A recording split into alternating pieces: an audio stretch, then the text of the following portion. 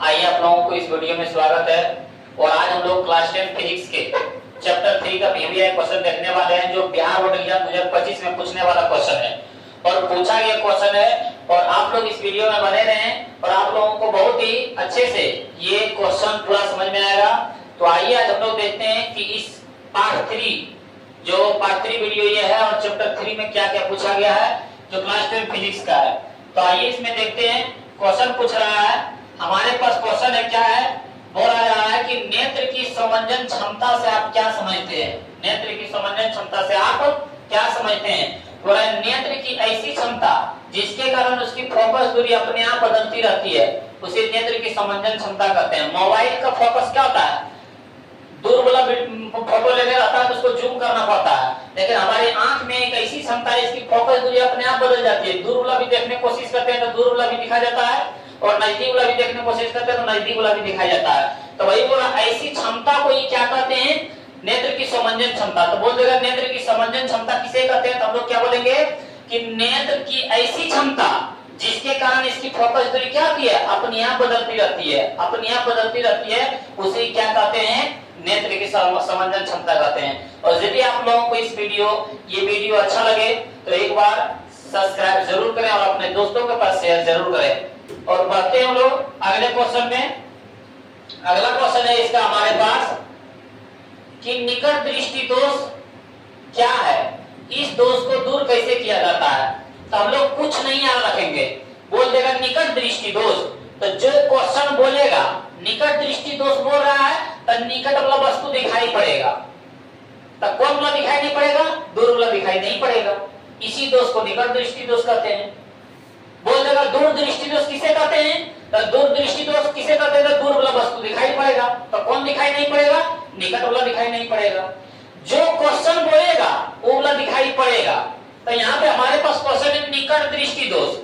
तो बोलेंगे जिस नेत्र में निकट की वस्तु दिखाई पड़ता है लेकिन दूर की वस्तु दिखाई नहीं पड़ता है, उसे निकट दृष्टि दोष कहते हैं। ऑब्जेक्टिव में कोई देगा कि किसी नेत्र में निकट की वस्तु दिखाई पड़ता है, दूर की वस्तु दिखाई नहीं पड़ता है, उसे कौन दोष है, तो कौन वाला दिखाई पड़ रहा है, निकट वाला दिखाई पड़ रहा था, निकट दृष्टि दोष है। जो दिखाई पड़ेगा वही दोष है। तो हम लोग क्वेश्चन यहाँ पे कि निकट दृष्टि दोष क्या है, तो हम लोग बोलेंगे जिस नेत्र में निकट की वस्तु साफ साफ दिखाई पड़ता है लेकिन दूर की वस्तु साफ साफ दिखाई नहीं पड़ता है, उसे निकट दृष्टि दोष कहते हैं, उसे निकट दृष्टि दोष कहते हैं। पर इस दोष को दूर करने के लिए किस लेंस का उपयोग किया जाता है, इसे कैसे दूर किया जाता है, तो इस दोष को दूर करने के लिए चश्मा में उपयुक्त कौन लेंस, पक्षांतर वाले अवतल लेंस का उपयोग किया जाता है। यहाँ से ऑब्जेक्टिव पूछ देगा कि निकट दृष्टि दोष को दूर करने के लिए किस लेंस का उपयोग करते हैं, अवतल लेंस का उपयोग करते हैं। किस लेंस का उपयोग करते हैं, अवतल लेंस का। या तो बोलेगा अवतल लेंस से किस दोष को दूर किया जाता है, तो निकट दृष्टि दोष। तो निकट दृष्टि दोष के लिए अवतल लेंस, तो दूर दृष्टि दोष के लिए उत्तल लेंस। हम लोग दोनों एक ही क्वेश्चन में दोनों पढ़ रहे हैं। बोल देगा कि दूर दृष्टि दोष क्या है, तो बोलेंगे जिस नेत्र में दूर की वस्तु दिखाई पड़ता है लेकिन नजदीक की वस्तु दिखाई नहीं पड़ता, उसे दूर दृष्टि दोष कहते हैं। इसे दूर कैसे किया जाता है, तो बोलेंगे हम लोग इस दोष को दूर करने के लिए चश्मा में उपयुक्त पक्षांतर वाले, जहाँ पे अवतल लेंस बोल रहे हैं वहां पे उत्तल लेंस का उपयोग किया जाता है, उससे हो गया दूर दृष्टि दोष। और फिर हम लोग अगले क्वेश्चन में बढ़ते हैं। अगला क्वेश्चन है हमारे पास कि निकट दृष्टि दोष को दूर करने के लिए चश्मा में अवतल लेंस का उपयोग क्यों किया जाता है, चश्मा में अवतल लेंस का उपयोग क्यों किया जाता है। तो आइए देखते हैं। यहाँ पे बोला निकट दृष्टि दोष को दूर करने के लिए चश्मा में अवतल लेंस का उपयोग क्यों करते हैं। कि निकट दृष्टि दोष है तो उस दोष को दूर करने के लिए हम लोग चश्मा में अवतल लेंस का उपयोग क्यों करते हैं। तो आइए हम लोग देखते हैं। बोला कि निकट दृष्टि दोष, यहाँ पे क्या होगा, निकट दृष्टि दोष में निकट दृष्टि दोष में दूर की वस्तु साफ साफ दिखाई नहीं पड़ता है। क्यों, क्योंकि हम बोले थे कि निकट दृष्टि दोष में निकट की वस्तु दिखाई पड़ता है, दूर की वस्तु दिखाई नहीं पड़ता है। तो यहाँ पे वही बोल रहा है कि निकट दृष्टि दोष में क्या है, दूर की वस्तु साफ साफ दिखाई नहीं पड़ता है, क्योंकि दूर से आने वाली किरण रेटिना पर प्रतिबिंबित नहीं हो पाता है। निकट दृष्टि दोष में निकट की वस्तु दिखाई पड़ता है लेकिन दूर की वस्तु दिखाई नहीं पड़ता है। क्यों, क्योंकि दूर से आने वाली किरण क्या होता है, हमारे नेत्र के रेटिना पर प्रतिबिंबित प्रकाश नहीं हो पाता है। वही बोल रहा है लेकिन जब अवतल लेंस का इसका उपयोग किया जाता है, लेकिन जब अवतल लेंस का उपयोग किया जाता है तो यह दूर से आने वाली किरण को थोड़ा अपसारित कर देता है, थोड़ा फैला देता है। जो पहले रेटिना के पहले हमारे पास प्रकाश पहुंच रहा था, लेकिन यही जब चश्मा में हम लोग अवतल लेंस का उपयोग करते हैं तो ये जो किरण आता है वो किरण को कहां पे प्रकाशित कर देता है? रेटिना पर। वही थोड़ा अपसारित कर देता है, थोड़ा फैला देता है, जिससे ये रेटिना पर प्रतिबिंबित होता है और दूर की वस्तु भी साफ साफ दिखाई पड़ने लगता है। इसी कारण निकट दृष्टि दोष को दूर करने के लिए चश्मा में हम लोग किसका उपयोग करते हैं? अवतल लेंस का उपयोग किया जाता है। हम लोग क्या बोलेंगे? हम लोग के पास है कि निकट दृष्टि दोष को दूर करने के लिए चश्मा में अवतल लेंस का उपयोग क्यों किया जाता है? तो हम लोग क्या बोलेंगे कि निकट दृष्टि दोष में है ना, दूर की वस्तु साफ साफ दिखाई नहीं पड़ता है। क्यों नहीं दिखाई पड़ता है? क्योंकि दूर से आने वाली प्रकाश जो है ना, आंख के रेटिना पर प्रतिबिंबित नहीं हो पाता, आंख के रेटिना पर पहुंच ही नहीं पाता है। लेकिन जब हम लोग चश्मा में अवतल लेंस का उपयोग करते हैं ना, तो दूर से आने वाली जो किरण होता है ना, उसको थोड़ा अपसारित कर देता है, जिसके कारण क्या होता है, मतलब थोड़ा फैला देता है, जिसके कारण आंख के रेटिना पर प्रतिबिंबित हो जाता है। इसी कारण निकट दृष्टि दोष को दूर करने के लिए चश्मा में अवतल लेंस का उपयोग करते हैं। समझ में आया? और यही क्वेश्चन यदि रहता कि दूर दृष्टि दोष को दूर करने के लिए चश्मा में उत्तल लेंस का उपयोग क्यों किया जाता है, तो हम लोग बोलेंगे कि दूर दृष्टि दोष में निकट की वस्तु साफ साफ दिखाई नहीं पड़ता है, क्योंकि निकट से आने वाली किरण जो होता है क्या होता है, आंख से पहले ही मतलब प्रतिबिंबित हो जाता है, रेटिना पर पहुंच ही नहीं पाता है। क्योंकि निकट से आने वाली किरण, इसका जस्ट उल्टा बोलेंगे, यहाँ से दूर से बोला वहां पे निकट बोलेंगे, रेटिना पर प्रतिबिंबित नहीं हो पाता है। लेकिन जब हम लोग यहाँ पे अवतल लेंस बोलेगा तो बोलेंगे उत्तल लेंस। उत्तल लेंस का उपयोग किया जाता है तो यह क्या होता है कि निकट से आने वाली, यहाँ पे दूर है तो निकट के लिए दूर है, लेकिन दीर्घ दृष्टि दोष के लिए क्या बोलेंगे कि निकट से आने वाली किरणों को थोड़ा अपसारित नहीं अभिसारित कर देता है। क्योंकि हम दूसरा चैप्टर में पार्ट 2 वीडियो में बताए थे कि अवतल लेंस को अपसारी लेंस कहते हैं, लेकिन उत्तल लेंस को अभिसारी लेंस कहते हैं। वो थोड़ा मोड़ देता है, क्योंकि आने वाली किरण को क्या करता है, अभिसारित कर देता है, जिससे क्या होता है, जिससे रेटिना पर प्रतिबिंबित होता है और निकट से भी आने वाली वस्तु भी क्या होता है, साफ साफ दिखाई पड़ने लगता है। इसी कारण दीर्घ दृष्टि दोष को दूर करने के लिए चश्मा में उत्तल लेंस का उपयोग करते हैं। तो दोनों को परिभाषा हम लोग फिर से दोहराते हैं। यहाँ पे हमारे पास ये क्वेश्चन क्या है, ये क्वेश्चन हमारे पास है कि निकट दृष्टि दोष को दूर करने के लिए चश्मा में अवतल लेंस का उपयोग क्यों करते हैं। तो हम लोग बोलेंगे कि निकट दृष्टि दोष को दूर करने के लिए चश्मा में अवतल लेंस का उपयोग इसलिए करते हैं कि निकट दृष्टि दोष में दूर की वस्तु साफ साफ दिखाई नहीं पड़ता और दूर से आने वाली किरण रेटिना पर प्रतिबिंबित नहीं हो पाता। लेकिन जब अवतल लेंस का उपयोग किया जाता है तो यह दूर से आने वाली किरण को भी थोड़ा अपसारित कर देता है और यह रेटिना पर प्रतिबिंबित होता है और दूर से भी वस्तु साफ साफ दिखाई पड़ने लगता है। इसी कारण निकट दृष्टि दोष को दूर करने के लिए चश्मा में किसका उपयोग करते हैं, अवतल लेंस का उपयोग किया जाता है। तो एक ही क्वेश्चन से क्या है, हम लोग दोनों क्वेश्चन को याद कर रहे हैं। निकट दृष्टि दोष से क्या याद कर रहे हैं, दूर दृष्टि, इसका जस्ट उल्टा बोलते चले जाएंगे। तो हम लोग बढ़ते हैं अगले क्वेश्चन में। अगला क्वेश्चन देखिए क्या है कि निकट दृष्टि दोष के कारणों को लिखे कि किस कारण से निकट दृष्टि दोष होता है। तो वह निकट दृष्टि दोष के निम्न दो कारण हैं। पहला बोलेंगे नेत्र गोलक को लंबा हो जाना, जिसको निकट दृष्टि दोष होता है, क्या होता है, नेत्र गोलक लंबा हो जाता है, जिससे नेत्र लेंस और रेटिना के बीच की दूरी क्या होता है, बढ़ जाता है। यदि नेत्र गोलक क्या होता है, लंबा हो जाएगा, तो लंबा हो जाएगा तो ऑटोमेटिक है क्या, नेत्र लेंस और रेटिना के बीच की दूरी क्या होगा, बढ़ जाएगा। नेत्र लेंस और रेटिना के बीच की दूरी क्या होता है, बढ़ जाता है। तो भाई हम लोग बोलेंगे कि निकट दृष्टि दोष के पहला कारण क्या कि नेत्र गोलक का लंबा हो जाना, जिससे नेत्र लेंस और रेटिना के बीच की दूरी क्या होती है, बढ़ जाती है। और दूसरा में हम लोग बोलेंगे नेत्र लेंस को आवश्यकता से अधिक मोटा हो जाना, नेत्र लेंस को आवश्यकता से अधिक मोटा हो जाना, जिससे नेत्र लेंस की फोकस दूरी क्या होती है, घट जाती है। पहला में हम लोग बोलेंगे कि नेत्र लेंस को क्या बोलेंगे, नेत्र गोलक को लंबा हो जाना, जिसके कारण नेत्र लेंस और रेटिना के बीच की दूरी क्या होती है, बढ़ जाती है। और दूसरा बोलेंगे नेत्र लेंस को आवश्यकता से अधिक मोटा हो जाना, जिसके कारण क्या होता है कि नेत्र लेंस की फोकस दूरी क्या होती है, घट जाती है। नेत्र लेंस की फोकस दूरी क्या होती है, घट जाती है। और यही क्वेश्चन से हम लोग दूर दृष्टि दोष के कारणों को भी समझ सकते हैं। यही क्वेश्चन से जहां पे उल्टा बोलेंगे, दूर दृष्टि दोष में क्या बोलेंगे, दूर दृष्टि दोष में हम लोग उल्टा बोलेंगे, दूर दृष्टि बोले या तो दीर्घ दृष्टि बोले, दूर दृष्टि बोले या तो दीर्घ दृष्टि दोष बोले। दीर्घ दृष्टि दोष, देखते हैं यहाँ पे दीर्घ दृष्टि दोष में क्या देखेंगे, दीर्घ दृष्टि दोष में बोलेगा कि हम लोग यहाँ पे बोले नेत्र गोलक को लंबा हो जाना, वहां पे बोलेंगे हम लोग नेत्र गोलक का छोटा हो जाना। जिसे नेत्र लेंस और रेटिना के बीच की दूरी बढ़ जाती है तो हम लोग उसमें बोलेंगे नेत्र लेंस और रेटिना के बीच की दूरी घट जाती है, उल्टा बोलेंगे। और दूसरा में बोले कि यहाँ पे बोला है कि नेत्र लेंस का आवश्यकता से अधिक मोटा हो जाना, हम लोग दीर्घ दृष्टि दोष में बोलेंगे नेत्र लेंस की आवश्यकता से अधिक पतला हो जाना। और बोलेंगे जिससे नेत्र लेंस की फोकल दूरी घट जाती है उसमें बोलेंगे नेत्र लेंस की फोकल दूरी बढ़ जाती है। इसी से क्या है हम लोग एक क्वेश्चन कॉल रखेंगे, दूसरा क्वेश्चन ऑटोमेटिक आ जाएगा। तो आप लोग समझ गए होंगे। तो बढ़ते हैं फिर अगले क्वेश्चन में। अगला क्वेश्चन है हमारे पास कि प्रकाश का वर्ण विक्षेपण क्या है। क्या बोला जा रहा है, प्रकाश का वर्ण विक्षेपण। बोला जब श्वेत प्रकाश को प्रिज्म से गुजारा जाता है, जब श्वेत प्रकाश को प्रिज्म से गुजारा जाता है तो अपने 7 अवयवी रंगों में, कितने अवयवी रंगों में, 7 अवयवी रंगों में बढ़ जाता है। श्वेत प्रकाश को इस प्रकार 7 रंगों में बंटना, इस प्रकार 7 रंगों में बंटना ये क्या कहलाता है, प्रकाश का वर्ण विक्षेपण कहलाता है।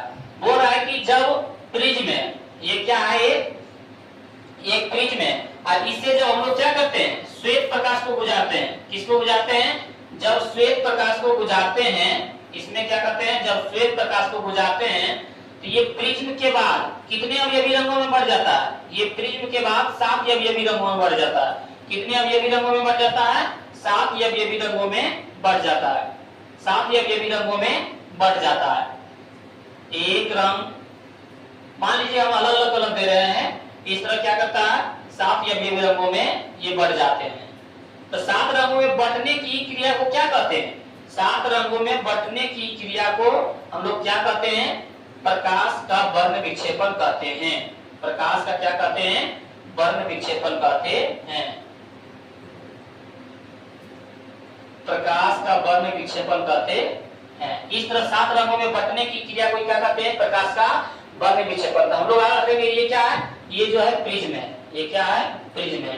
ये श्वेत प्रकाश है, श्वेत प्रकाश जो हम लोग प्रकाश को देख पाते हैं, जो हम लोग प्रकाश को देखते हैं तो उसमें 7 रंग दिखाई नहीं पड़ता है, लेकिन जब उसको हम लोग प्रिज्म से गुजारेंगे तो कितने रंगों में दिखाई पड़ेगा, 7 रंगों में दिखाई पड़ेगा, जिसको हम लोग बोलते हैं बेजानी पीनाला। बेजानी आ पी नाला। 1 2 3 4 5 6 7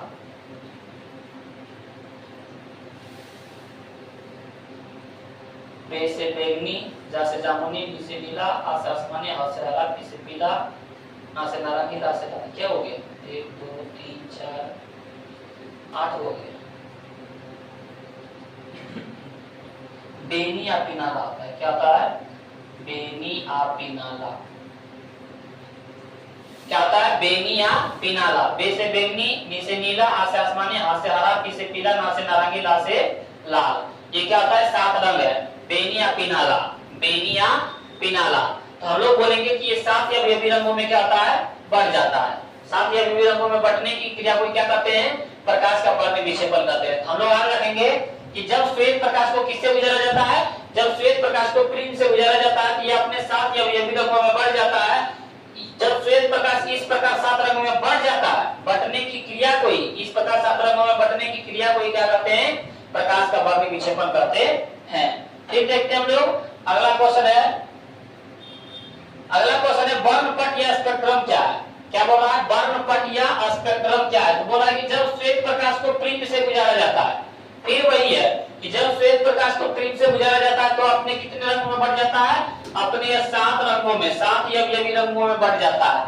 7 अवयवी रंगों में बढ़ जाता है, जिससे क्या होता है, प्रकाश की एक रंगीन पट्टी बन जाती है। प्रकाश की एक रंगीन पट्टी बन जाती है, इसी रंगीन पट्टी को वर्णपट या स्पेक्ट्रम कहते हैं। जो अभी हम लोग बनाए थे इस तरह प्रिज्म और इस श्वेत प्रकाश को जब गुजारे थे तो श्वेत प्रकाश को गुजारने के बाद इस तरह क्या है, 7 अवयवी रंगों में बढ़ गया था। कितने अवयवी रंगों में बढ़ गया था, 7 अवयवी रंगों में। और ये क्या, एक रंगीन पट्टी की तरह दिखने लगता है, एक रंगीन पट्टी की तरह दिखने लगता है। और इसी रंगीन पट्टी को हम लोग क्या बोलते हैं, वर्णपट या स्पेक्ट्रम बोलते हैं, वर्णपट या स्पेक्ट्रम बोलते हैं। हम लोग बोलेंगे जब श्वेत प्रकाश को प्रिज्म से गुजारा जाता है तो वह अपने 7 अवयवी रंगों में बढ़ जाता है, जिससे एक रंगीन पट्टी में दिखाई पड़ता है, जिससे एक रंगीन पट्टी में दिखाई पड़ता है। उसी रंगीन पट्टी को हम लोग क्या बोलते हैं, वर्णपट या स्पेक्ट्रम कहते हैं। ये सब क्या बहुत ही वीवीआई क्वेश्चन है और आप लोग इस क्वेश्चन को थोड़ा ध्यान से पढ़ते जाइए। और आइए फिर हम लोग देखते हैं अगला क्वेश्चन में कि आकाश नीला क्यों दिखाई पड़ता है। हम लोग जब यहाँ खड़ी रहते हैं और आकाश को देखते हैं तो नीला दिखाई पड़ता है, ऐसा क्यों होता है? ऑब्जेक्टिव में पूछ देगा आकाश नीला क्यों दिखाई पड़ता है? प्रकाश के अपवर्तन के कारण। किसके कारण? प्रकाश के अपवर्तन के कारण। याद रखेंगे कि आकाश नीला क्यों दिखाई पड़ता है? प्रकाश के अपवर्तन के कारण। फिर यहाँ पे बोला है वायुमंडल में गैसों के अणु, हमारे जो ये वायुमंडल है उसमें क्या है? गैस के अणु है, जलवाष्प है, धूलकण है इत्यादि पाए जाते हैं। ये हमारे वायुमंडल में क्या क्या पाए जाते हैं? ये हमारे वायुमंडल में गैस के अणु, जलवाष्प और धूलकण पाए जाते हैं।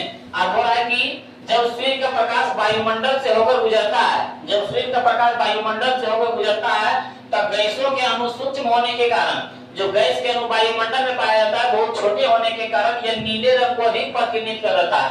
वह नीले रंग को क्या करता है? अधिक विकसित कर देता है, अधिक फैला देता है। कौन? गैस के अणु। और वही प्रकीर्णित प्रकाश, और यही प्रकीर्णित प्रकाश हमारी आंखों तक पहुंचता है। जो नीला रंग को प्रकीर्णित करता है वही नीले रंग प्रकाश हमारी आंखों तक पहुंचता है। इसी कारण आकाश क्या दिखाई पड़ता है? नीला दिखाई पड़ता है। हम लोग बोलेंगे आकाश नीला क्यों दिखाई पड़ता है? तो हम लोग क्या बोलेंगे कि वायुमंडल में गैसों के अणु क्या क्या पाया जाता है? गैसों के अणु, जलवाष्प और धूलकण पाया जाता है। और जब प्रकाश किरण इस वायुमंडल से होकर गुजरता है तो गैस के अणु सूक्ष्म होने के कारण ये क्या करता है?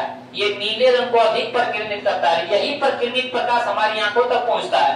इसी कारण आकाश क्या दिखाई पड़ता है? काला दिखाई पड़ता है। सॉरी, इसी कारण आकाश नीला दिखाई पड़ता है। फिर हम लोग बढ़ते हैं अगले क्वेश्चन में। अगला क्वेश्चन है हमारे पास कि चंद्रमा पर खड़े अंतरिक्ष यात्री को आकाश काला दिखाई पड़ता है। क्या दिखाई पड़ता है? काला दिखाई पड़ता है। क्यों? ऑब्जेक्टिव में पूछ देगा कि चंद्रमा पर खड़े अंतरिक्ष यात्री को आकाश कैसा दिखाई पड़ता है? काला। क्यों? क्योंकि वहां वायुमंडल है ही नहीं, वहां पे वायुमंडल नहीं है, प्रकाश का अपवर्तन नहीं होता है, प्रकाश का अपवर्तन नहीं होता है। तो भैया हम लोग बोलेंगे चंद्रमा पर वायुमंडल नहीं पाया जाता, जिसके कारण वहां क्या होता है? प्रकाश का प्रकीर्णन नहीं हो पाता, प्रकाश का प्रकीर्णन नहीं हो पाता। इसी कारण चंद्रमा पर खड़े अंतरिक्ष यात्री को आकाश कैसा दिखाई पड़ता है? काला दिखाई पड़ता है। तो हम लोग क्या बोलेंगे कि वहां पे वायुमंडल नहीं पाया जाता, चंद्रमा को वायुमंडल नहीं पाया जाता, जिनके कारण प्रकाश का प्रकीर्णन नहीं होता है। इसी कारण चंद्रमा पर खड़े अंतरिक्ष यात्री को कैसा दिखाई पड़ता है? काला दिखाई पड़ता है। आकाश कैसा दिखाई पड़ता है? काला दिखाई पड़ता है। तो ऑब्जेक्टिव भी याद रखिएगा, अंतरिक्ष में या अंतरिक्ष यात्री को आकाश कैसा दिखाई पड़ता है? काला दिखाई पड़ता है। हम लोग बढ़ते हैं अगले क्वेश्चन में। अगला क्वेश्चन है हमारे पास कि सूर्योदय सूर्यास्त के समय सूर्य रक्ताभ या लाल दिखाई पड़ता है। क्यों? देखे होंगे आप लोग कि सूर्य जब सूर्यास्त होते हैं, जब सूर्य डूबते हैं और जब सूर्योदय होते हैं, जब सूर्य भगवान उगते हैं तो उस समय सूर्य लाल दिखाई पड़ता है। ऐसा क्यों होता है? ऐसा इसलिए होता है कि जब सूर्य उगते हैं और जब डूबते हैं तो उस समय पृथ्वी और सूर्य के बीच की दूरी बहुत अधिक होती है, जिनके कारण सूर्य से निकलने वाली प्रकाश किरण सब प्रकाश किरण हमारी आंखों तक नहीं पहुंच पाता है। सभी रंगों का प्रकीर्णन अधिक होता है लेकिन लाल रंग का प्रकीर्णन कम होता है। ऑब्जेक्टिव में पूछ देगा किस रंग का प्रकीर्णन कम होता है? तो लाल रंग का। और किस रंग का प्रकीर्णन अधिक होता है? तो बैंगनी रंग का। याद रखिएगा, ऑब्जेक्टिव में बहुत वीवीआई है। तो प्रकीर्णन मतलब फैलना। तो जितने भी सारे कलर हैं सब क्या है? इधर उधर तितिर बितिर हो जाता है, बिछड़ जाता है। लेकिन लाल रंग का प्रकीर्णन कम होता है, इधर उधर कम मतलब बिखरता है, जिनके कारण लाल रंग हमारे सीधे आंखों तक पहुंचता है। इसी कारण सूर्योदय और सूर्यास्त के समय सूर्य कैसा दिखाई पड़ता है? लाल दिखाई पड़ता है। तो यहाँ पे वही बोला जा रहा है कि सूर्योदय और सूर्यास्त के समय सूर्य और पृथ्वी के बीच की दूरी, सूर्य और पृथ्वी के बीच की दूरी बहुत अधिक होती है, सबसे अधिक होती है, जिससे प्रकाश का प्रकीर्णन सबसे क्या होता है? अधिक भी होता है और प्रकाश का बहुत कम भाग हमारी आंखों तक पहुंच पाता है। इसी कारण सूर्योदय और सूर्यास्त के समय सूर्य कैसा दिखाई पड़ता है? लाल दिखाई पड़ता है। हम लोग क्या बोलेंगे कि सूर्योदय और सूर्यास्त के समय सूर्य और पृथ्वी के बीच की दूरी क्या होती है? बहुत अधिक होती है, जिनके कारण प्रकाश का प्रकीर्णन भी क्या होता है? बहुत अधिक होता है और बहुत कम भाग हमारी आंखों तक पहुंच पाता है, बहुत कम भाग हमारी आंखों तक पहुंच पाता है। इसी कारण सूर्योदय सूर्यास्त के समय सूर्य कैसा दिखाई पड़ता है? लाल दिखाई पड़ता है। ये सब क्वेश्चन क्या है कि खूब पूछता है 10 में, जो 25 में बिहार बोर्ड एग्जाम 25 में भी पूछने वाला है। तो आप लोग इस वीडियो को एकदम लाइक और पढ़ते जाइए और देखते हैं लोग फिर अगला वीडियो। क्या क्वेश्चन है अगला क्वेश्चन में कि रेलवे का सिग्नल लाल रंग का ही क्यों होता है? जो रेलवे का सिग्नल होता है लाल रंग का क्यों होता है? ये तो खतरे का चिन्ह लाल रंग का क्यों होता है? हम अभी जस्ट बताते हैं कि लाल रंग का प्रकीर्णन कम होता है, इधर उधर बिखरता कम है, सीधे पहुंचता है किसी के पास। तो वही बोल रहा है कि लाल रंग भी बोल देगा क्वेश्चन में कि दूर से देखने पर लाल रंग ही दिखाई पड़ता है, लाल रंग ही दिखाई पड़ता है। ऐसा क्यों? क्योंकि उनका प्रकीर्णन कम होता है। तो हम लोग वही बोलेंगे कि जब कोई भी प्रकाश किरण लाल सिग्नल पर पड़ता है, मान लीजिए कि सिग्नल लाल है, हम लोग जब उसको देखते हैं तो प्रकाश सिग्नल क्या है? प्रकाश जो है हमारी आंख का प्रकाश सिग्नल पर पड़ता है तो यह अन्य रंगों का प्रकीर्णन अधिक करता है। जो भी दूसरा कलर है लाल रंग को छोड़ के वो उसको प्रकीर्णन अधिक करता है, लेकिन लाल रंग का प्रकीर्णन क्या होता है? सबसे कम होता है। ऑब्जेक्टिव में पूछ देगा किस रंग का प्रकीर्णन सबसे कम होता है, तो लाल रंग का प्रकीर्णन, जिससे यह रंग क्या है? हमारी आंखों तक आसानी से पहुंच जाता है। इसी कारण रेलवे का सिग्नल किस रंग का होता है? लाल रंग का होता है। हम लोग क्या बोलेंगे कि रेलवे का सिग्नल लाल रंग का क्यों होता है? हम लोग बोलेंगे कि जब कोई भी प्रकाश किरण लाल सिग्नल पर पड़ता है तो वह अन्य रंगों का प्रकीर्णन अधिक करता है, लेकिन लाल रंग का प्रकीर्णन सबसे कम करता है, जिससे वह हमारी आंखों तक आसानी से पहुंच जाता है। इसी कारण रेलवे का सिग्नल लाल रंग का होता है। तो आप लोग समझ गए होंगे। तो फिर हम लोग बढ़ते हैं अगले क्वेश्चन में। अगला क्वेश्चन है हमारे पास कि आकाश में इंद्रधनुष कैसे बनता है? हम लोग बचपन में क्या पढ़े थे? हम लोग बचपन में पढ़े थे कि इंद्रधनुष भगवान की तरफ हाथ उड़ा देगा, नहीं तो अंगुली गल जाएगा। ऐसा बात नहीं है। तो वो ही बोल रहा है आकाश में इंद्रधनुष कैसे बनता है? आकाश में इंद्रधनुष कैसे बनता है? बोला कि जब वर्षा होती है। हम क्या बोले थे कि जब श्वेत प्रकाश को, अभी जस्ट कुछ क्वेश्चन पहले पढ़ाए थे कि जब श्वेत प्रकाश को प्रिज्म से गुजारा जाता है तब अपने साथ या बेबी रंगों में बढ़ जाता है। तो कोई भी प्रिज्म से जब गुजारेंगे ना, श्वेत प्रकाश मतलब जो हम लोग प्रकाश देखते हैं, जो प्रकाश हमारी आंखों तक पहुंचता है उसको श्वेत प्रकाश बोलते हैं। तो जब श्वेत प्रकाश को जो कोई प्रिज्म से गुजारेंगे ना, जैसे हम लोग गला में पहनते हैं पत्थर, तो पत्थर जो चमकता है तो वो उसमें प्रकाश प्रवेश करने के बाद सब रंगीला हो जाता है, रंगीन हो जाता है। तो वही बोल रहा है कि जब वर्षा होती है तो वायुमंडल में असंख्य जलबूंद होते हैं। वायुमंडल में जलबूंद क्या, बहुत से जलबूंद ऊपर भी लटका हुआ रह जाता है, जो किसकी तरह व्यवहार करता है? जो प्रिज्म की तरह। क्यों? क्योंकि हम अभी बताए थे प्रिज्म होता है इस तरह, प्रिज्म होता है इस तरह, और जलबूंद जो पानी का बूंद होता है इस तरह होता है। लगभग देखिए दोनों लगभग बराबर है। तो वही बोल रहा है कि जो किसकी तरह व्यवहार करता है? प्रिज्म की तरह व्यवहार करता है। जब सूर्य का प्रकाश इन जलबूंद पर पड़ता है, जब सूर्य का प्रकाश इस जलबूंद पर पड़ता है तो अपने 7 अवयवी रंगों में बांट देता है। कितने अवयवी रंगों में बांट देता है? 7 अवयवी रंगों में बढ़कर आकाश में सूर्य के विपरीत दिशा में दिखाई पड़ता है, जिसे इंद्रधनुष कहते हैं। बोल रहा है कि जब बारिश होगा, कहीं पे बारिश होगा ना, तभी इंद्रधनुष दिखाई पड़ेगा। वो भी किधर? सूर्य के विपरीत दिशा में। सूर्य इधर है पश्चिम में तो दिखाएगा पूर्व में, यदि सूर्य है पूर्व में तो दिखाएगा पश्चिम में। विपरीत दिशा में इंद्रधनुष दिखाई पड़ेगा। क्यों? क्योंकि ये जलबूंद है और ये जब प्रकाश किरण इस पर पड़ता है तो ये इधर दिखाई पड़ेगा।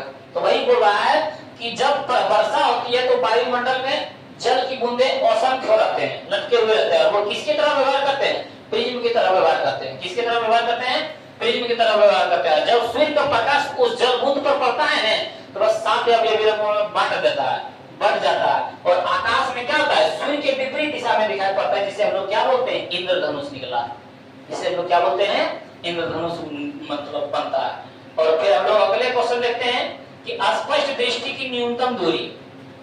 बहुत ही वीवीआई क्वेश्चन है ये, जितना भी पढ़ा है सब वीवीआई क्वेश्चन है। स्पष्ट दृष्टि की न्यूनतम दूरी से आप क्या समझते हैं? हम लोग बोल रहा है कि ऑब्जेक्टिव में पूछेगा स्पष्ट दृष्टि की न्यूनतम दूरी कितना होती है? 25 सेमी। मतलब कम से कम दूरी पर वस्तु को हम लोग कितने दूरी पर देख सकते हैं? 25 सेमी। 25 सेमी से जैसे नजदीक आएगा तो हम लोग का क्या आंख दर्द मतलब होने लगेगा और आंख में तनाव होने लगेगा। लेकिन जैसे 25 सेमी पर रहेगा तब हम स्पष्ट दृष्टि देख सकते हैं, न तो आंख तनाव करेगा न तो और कोई दिक्कत होगा। और बोलेगा कि आंख कितनी दूरी तक दे सकता है? तो अनंत दूरी तक। आंख का सबसे दूर बिंदु क्या है? अनंत। और आंख का निकट बिंदु 25 सेमी। ऑब्जेक्टिव में एकदम याद रखिएगा। तो यहाँ पे वही बोला स्पष्ट दृष्टि की न्यूनतम दूरी क्या करते हैं? बोले जिस न्यूनतम दूरी पर किसी वस्तु को रखने पर आंख उसे क्या बिना तनाव के स्पष्ट रूप से देख सकता है। मतलब इतना न्यूनतम दूरी पर रखो कि आंख का दर्द ना हो, आंख को दर्द ना हो, आंख बिना तनाव किए उसको स्पष्ट रूप से देख सकता है। उसी को क्या कहते हैं? उसे स्पष्ट दृष्टि की न्यूनतम दूरी कहते है, इसका मान कितना होता है? इसका मान 25 सेमी होता है। स्पष्ट दृष्टि न्यूनतम दूरी। तो हम लोग क्या बोलेंगे कि जिस न्यूनतम दूरी पर किसी वस्तु को रखने पर आंख उसे बिना तनाव के स्पष्ट रूप से देख सकता है, उसे क्या कहते हैं? स्पष्ट दृष्टि की न्यूनतम दूरी। इसका मान कितना होता है? 25 सेमी। याद रखना, स्पष्ट बोलेगा स्पष्ट दृष्टि की न्यूनतम दूरी की मान कितना होता है? 25 सेमी। और बोलेगा अधिकतम दूरी तो अनंत, अधिकतम दूरी तो अनंत। हम लोग बढ़ते हैं अगले क्वेश्चन में।